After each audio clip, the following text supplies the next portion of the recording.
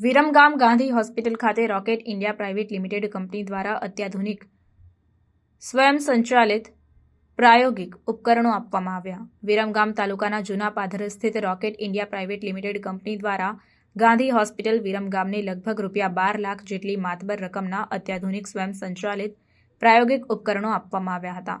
આ પ્રસંગે વિરમગામ વિધાનસભાના પ્રાંત અધિકારી વિરેન્દ્ર દેસાઈ, મામલતદાર મયુરધ્વજસિંહ, પીઆઈ ચૌધરી સાહેબ, પીએસઆઈ ચૌહાણ સાહેબ, તાલુકા સદસ્ય રમેશ ઠાકોર તથા રોકેટ ઇન્ડિયા લિમિટેડ કંપનીના પ્લાન્ટ હેડ રવિન્દરસિંહ, અજયભાઈ દેસાઈ સહિત ડોક્ટર, સ્ટાફ, સરકારી કર્મચારીઓ, રોકેટ ઇન્ડિયા કંપનીના કર્મચારીઓ ઉપસ્થિત રહ્યા હતા। તમામ અધિકારીઓએ રોકેટ ઇન્ડિયા પ્રાઇવેટ લિમિટેડ કંપનીનો ખૂબ ખૂબ આભાર વ્યક્ત કર્યો હતો।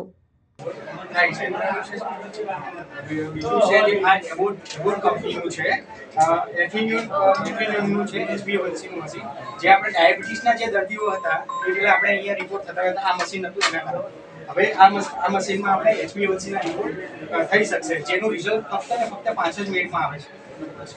હવે આ છે આપણે લેબોમેટ કંપનીનું માઇક્રોસ્કોપ છે। લેબોમેટ કંપનીના માઇક્રોસ્કોપમાં એવું છે કે હવે જે સામાન્ય માઇક્રોસ્કોપ હોય છે એની અંદર પીળા કલરની લાઇટ આવશે, પણ આમાં LED લાઇટ આવશે। LED લાઇટ આવશે એટલે લેબોરેટરી ટેકનિશિયનની આંખો ખરાબ નહીં થાય। પહેલી વસ્તુ કે એને ગમે તે માઇક્રોસ્કોપી કરશે તો એની આંખો જળવાઈ રહેશે, પ્લસ કે એમાં રિપોર્ટ પર કન્ફર્મ આપે છે અને લાઇટ પણ સારી આપે છે, જે આ એનો પ્લસ પોઈન્ટ છે। હવે આ જે છે આપણે CBC જે મેં 5 પાર્ટ મશીન કીધું, CBC 5 પાર્ટ મશીનમાં જે છે એ એની ચેમ્બર અલગથી WBC કાઉન્ટની અલગથી ચેમ્બર આપવામાં આવે છે, જેમાં જે 3 પાર્ટમાં મેન્યુઅલી અમે જે કરતા હતા 5 પાર્ટમાં એનું ડાયરેક્ટ બી અંદર રીડિંગ આવી જશે, ન્યુટ્રોફિલ, લિમ્ફોસાઇટ કે મોનોસાઇટ બધું જે હશે એ આવી જશે, બરાબર છે। આ જે છે ફૂલી ઓટોમેટિક બાયોકેમિસ્ટ્રી મશીન છે, એની અંદર લિપિડ પ્રોફાઇલ, LFT, RFT અને જે બીજા રિપોર્ટ છે LDA એ બધા રિપોર્ટ આની અંદર થઈ જશે। જે આપણે સેમી ઓટોમાં મેન્યુઅલી કરતા હતા, હવે સેમી ઓટોમાં મેન્યુઅલી નથી કરવાના, એક આરે 20 પેશન્ટ 25 પેશન્ટને એક જ આરે સેમ્પલ મૂકવાના છે અને ડાયરેક્ટ એ 25-30 મિનિટમાં રિઝલ્ટ આપી દેશે, જેથી કરીને લેબોરેટરી ટેકનિશિયનનું કામ ખૂબ જ સરળ અને પેશન્ટને જલ્દીથી રિપોર્ટ મળી શકશે। તો આ એનું ખૂબ સારું અને સારું ના એમાં સિરમ છે, સિરમ ખાલી એના સેપરેટ કરીને અંદર મૂકવાના હોય છે, જેથી કરીને रिजल्ट हाँ ब्लड में सीरम छुट्टू पानी પછી અંદર મૂકવાનો છે। एनर्जी ड्रिंक में देखोगे, आप चॉकलेट में देखोगे, इन सब में हमारा प्रोडक्ट कहीं ना कहीं जाता है। इंडस्ट्रियल स्टाफ में, पेट्रो इंडस्ट्री में, केमिकल इंडस्ट्री में, सब में हमारा प्रोडक्ट कहीं ना कहीं जाता है, फूड में भी और नॉन फूड में।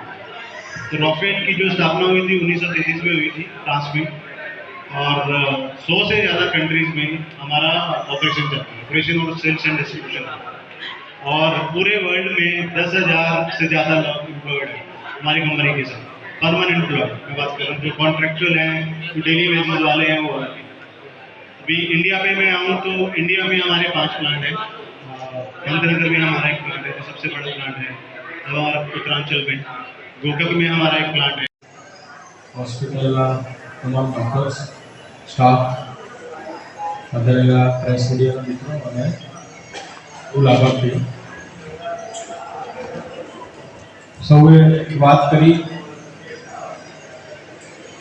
કંપનીને આપણે બધા આજે ભેગા થઈ એકઠા થઈ અને એમને જે આ કામ કર્યું છે બદલ આપણે બિરદાવીએ છીએ અને ઉપરાંત તરીકે હું કંપનીનો ખૂબ ખૂબ આભાર વ્યક્ત કરું છું।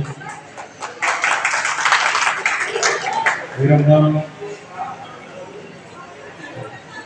અંદર સરકારે એક સરસ મજાની સબ ડિસ્ટ્રિક્ટ લેવલની હોસ્પિટલનું નિર્માણ કર્યું છે અને અહીંયા જે ગેપ એનાલિસિસ કરી આપણે ડૉક્ટર્સને પેશન્ટ્સને મદદરૂપ થવા માટે એમની નીડ બેઝિસ ઉપર જે આ કામ કર્યું છે ખૂબ સરાહનીય છે, અનુકરણીય છે અને એ બદલ આપને ખૂબ ખૂબ અભિનંદન।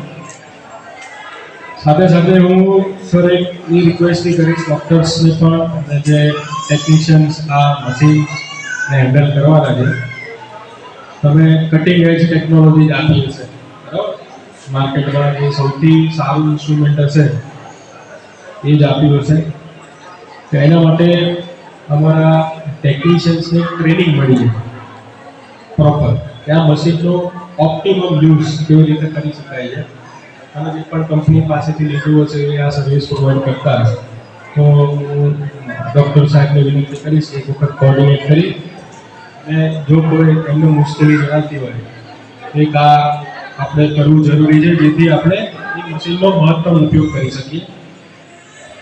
સેકન્ડ કે આ મશીન્સ તમે આપ્યા છે એની ઉપર સરસ મજાનું કામ થશે, એનો લાભ લઈશું.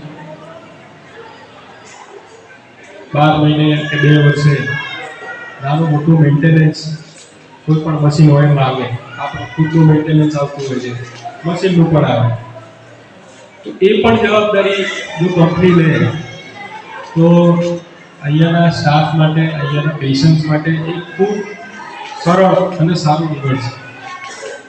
ઘણીવાર સરકારી તંત્ર છે એટલે અમારા સામે પ્રોસિજર પૂરી કરી અપનાવી અને એ આગળ કામ લેવાનું હોતું હોય છે, પણ આવા મશીન્સ એક પણ દિવસ બંધ ના રહે અને એમાં કંઈ પણ રીફિલ હોય કે કંઈ જે પણ નાની મોટું મેન્ટેનન્સ જે પણ મશીન માંગતું હોય એની પણ કોઈક વાર્ષિક જવાબદારી, કોઈ કોન્ટ્રાક્ટ એવું કંઈક જો આપ કરી શકતા હોય તો એ હોસ્પિટલ માટે ખૂબ સારું રહેશે.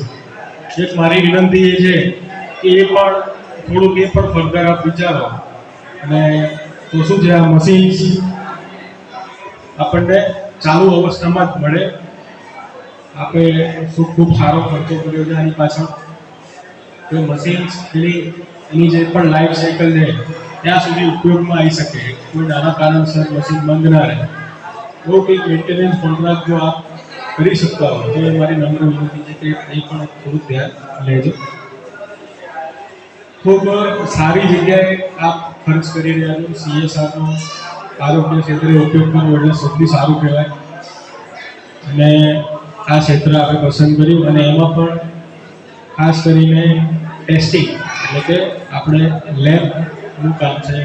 કોઈને જેમ વાત કરી મલેરિયા, ડાયાબિટીસ, યુરિન એનાલિસિસ, આ બધા રિપોર્ટ્સ આવવાથી ડૉક્ટર્સ પણ ખૂબ સારી રીતે પેશન્ટને શું પ્રોબ્લેમ છે એનું પ્રોપર એનાલિસિસ કરી શકશે, પ્રોપર નિદાન કરી શકશે અને પેશન્ટને પ્રોપર સારવાર મળી શકશે. એટલે આ ખૂબ સારું કામ થયું છે.